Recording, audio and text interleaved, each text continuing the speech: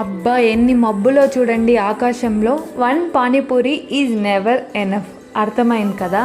So ఒక పానీపూరితో ఆగలేం, తింటూనే ఉంటాం, ఇంకొకటి అని అడుగుతూనే ఉంటాం బండి దగ్గర అడుక్కునే వాళ్ళలాగా. అయినా సిగ్గు అనిపించదు, ఎందుకంటే అది పానీపూరి కదా. Panipuri is an emotion.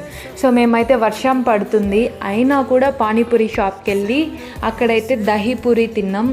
ఇంకా అక్కడ దహీపూరి తినేసి డైరెక్ట్గా పార్సిల్ తీసుకొని ఇంటికి వెళ్ళిపోయినాం అనమాట. యాక్చువల్లీ మేము అక్కడ తిని ఇంటికి వెళ్ళి మళ్ళీ తిన్నాం మసాలా పూరి. సో అదైతే ఇంట్లో వాళ్ళకి తెలియదు. మోస్ట్లీ ఈ వీడియో నేను అప్లోడ్ చేసిన తర్వాత వాళ్ళు కూడా చూసి కనుక్కుంటారనమాట, మేము అక్కడ తిని ఇంట్లో కూడా వచ్చి తిన్నామని చెప్పి. So no problem. దాంతో అయితే చల్లటి క్లైమేట్ ఉన్నప్పుడు, వర్షం పడుతున్నప్పుడు తింటే పానీపూరి అబ్బా వేరే లెవెల్. టేస్ట్ అయితే సూపర్.